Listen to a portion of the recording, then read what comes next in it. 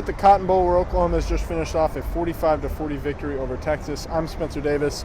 This is Jesse Pound. Hi, guys. Jesse, Oklahoma looked great offensively. First time in school history to have a 200-yard rusher and a 200-yard receiver in the same game, but they didn't make it easy down the stretch. No, and once again, OU in the fourth quarter kind of fell asleep at the wheel a little bit, and at least part of that was due to injuries. Lost Micaiah Quick and Ahmad Thomas in the first half, didn't come back. They were injured to start with. They're now thin at every level of the defense, and it really showed late when Texas scored to make it 45-40. Foreman scored with just under, 2 minutes left? Mm-hmm. Yeah, and then we had some crazy lateral finish at the end, but Texas couldn't get it done, so OU holds on again. Yep, Samaje Perine with 35 carries and 214 yards tonight. What did you think of his performance? It was great, and it wasn't that the holes were just massive because Mixon couldn't get going.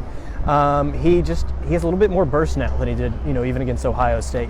And he did have, an ankle injury in the offseason and missed all of spring training. And I remember one time at fall camp, he came in, one of the days he came in shirtless and talked to us all. He said that he needs to get in shape, and we all thought he was joking. And he's in better shape now than he was 3 weeks ago. You can tell he's faster. He took 35 carries tonight. I think that's the Samaje Perine we're going to see for the rest of the season as long as he stays healthy. Well, Jesse, you wrote earlier this week about how Lincoln Riley needed to show patience in his play calling. Did you feel like he did that tonight? Yeah, I think so. And one of the drives that stands out the most to me is they were backed up toward their own end zone, and it started off with a false start. And it was 1st and 15, and you just thought things weren't going to go right. And Samaje pulled off a big run. I think they hit a big throw to Dahu Green on that play.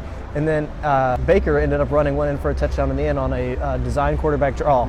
That was a example of where maybe you think a young offensive coordinator will panic and will try to go for the big play because things aren't going that well and it's in this crazy environment.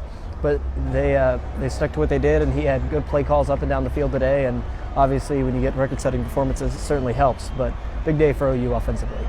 Up next for the Sooners is Kansas State next weekend at home in Norman. Keep it with it at OUdaily.com for more coverage. Thanks, guys.